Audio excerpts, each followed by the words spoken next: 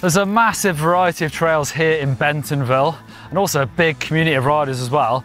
Today I'm off to meet one of those guys. He's a local legend, Jeremy McGhee, who's an adaptive mountain bike rider who shreds himself, and he works with the Trailblazers organisation who oversee all the trail building here in northwest Arkansas, basically to make some amazing trails for himself to shred, but also to encourage other adaptive riders to get out in the woods enjoying their bikes.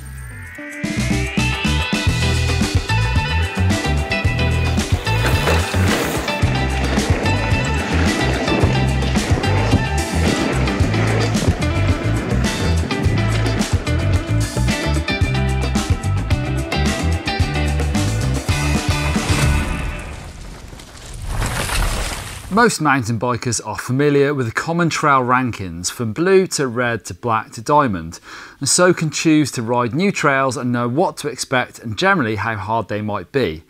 But adaptive riders face different challenges, sometimes including not being able to stop on the trail to check out a section first. Jeremy helps identify possible issues on trails to make them more accessible. Right, this is a good example of some of the work we've been doing here. You see right here is the original line and leads up to this tree gate, and in a bike this long with that line I'm coming at this tree gate at an angle.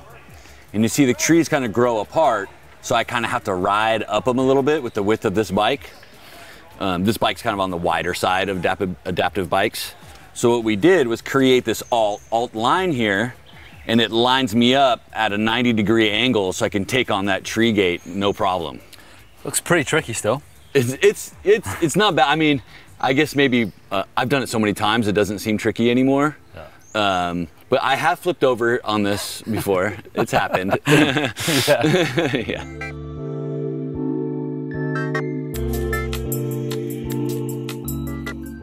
Obviously, I've ridden with Martin before on his bucket bike and bowhead, and Martin has still got it. Jeremy obviously loves riding, and these trails are fun.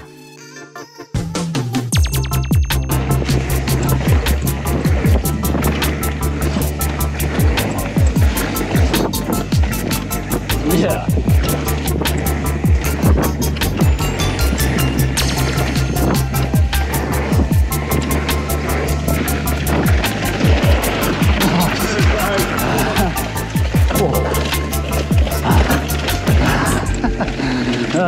You're a wild man. E-bikes have made mountain biking way more accessible for more people, and the invention of the e-assist motor has completely changed what adaptive riders can do. So you've got the e-motor to assist you up, but you still got to ride up a trail to get to the top. Yeah, I mean, I'm still cranking hard, and I still, when I'm focusing on staying ahead of the motor, I'm still getting my heart rate up into even the red sometimes on longer rides. But yeah, now you don't have to walk next to me on the climb. And you've got a pretty good way of getting up here at Soleil, Bentonville. It's like super smooth. Yeah, this is actually a relatively new realignment, ironically called pedal assist. Before this dedicated climb trail was built, adaptive riders had to go around on the road, which is a blind turn and kind of dangerous, and then climb up the fire road on the other side, which is steep and loose and just not ideal. You know, I could get there, but this is ideal. This is the perfect climb up trail. It's plenty wide. It's a major improvement for the park.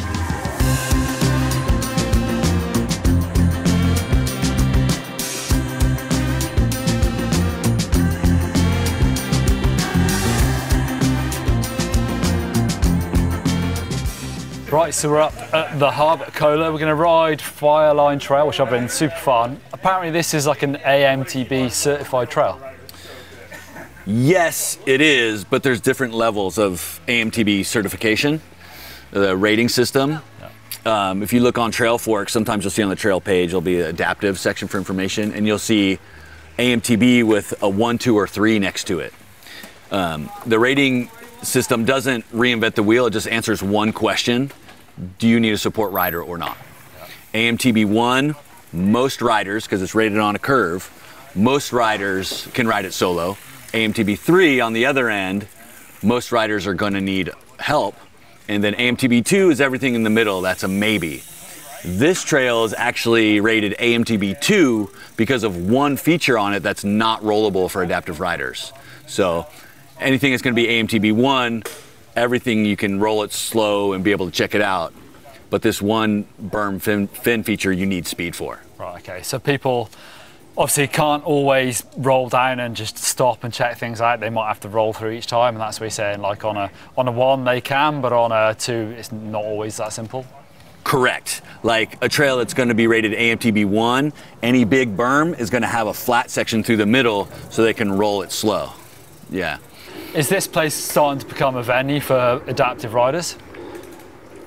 Yes, actually. I'm seeing more and more adaptive riders out on the trail, and we have a couple events every year, and those events are getting bigger and bigger. Last night was one of them, the Thunderdome Throwdown. There was a pretty good group of adaptive riders, and it's really cool to see.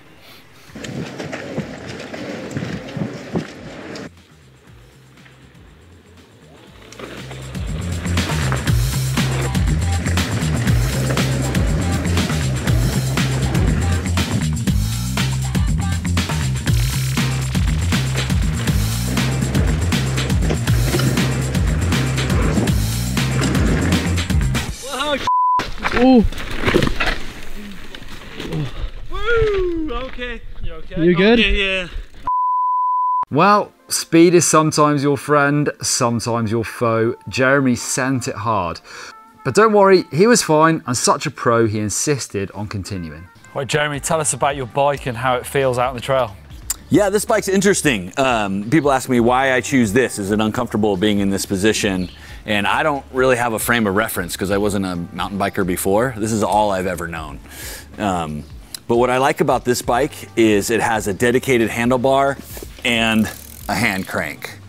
So, and then the question of engineering is how then do you steer when your hand is off the handlebar? If you watch the chest pad, that moves back and forth with I steer with my chest basically. When you're pedaling. When I'm pedaling, yeah. But that's not precision steering, it needs to be wide open.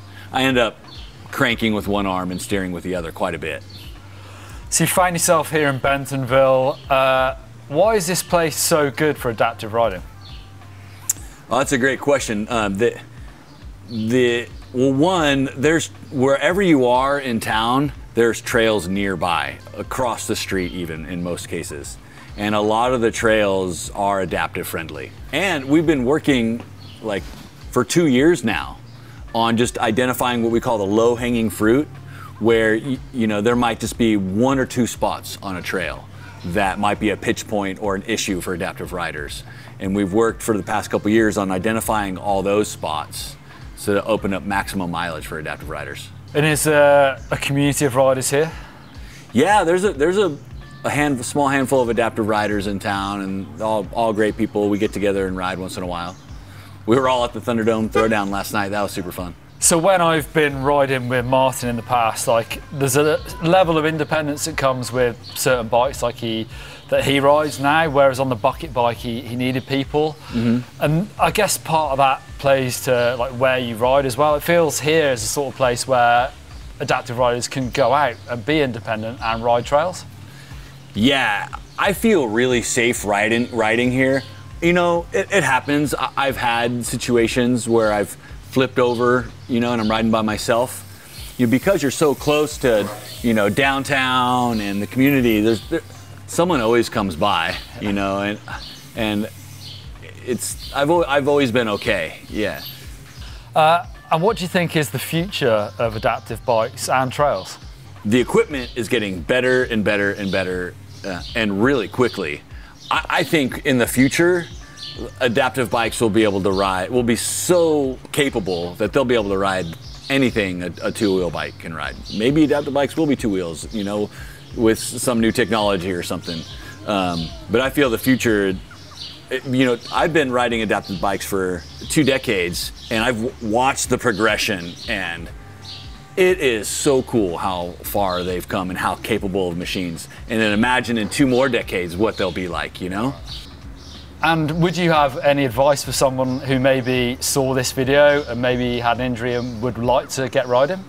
Yeah, absolutely. There's so many cool adaptive programs around the US and in UK and Europe. There's adaptive programs everywhere, and they have bikes like this that you can try and see what works for you, and be able to do it with support, and people that know all about the bikes can help you get fitted, help you choose the right bike type, and support you on trail.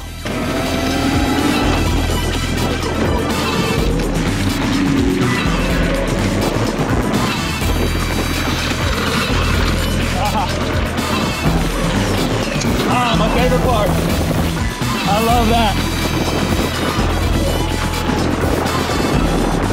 Baby bird.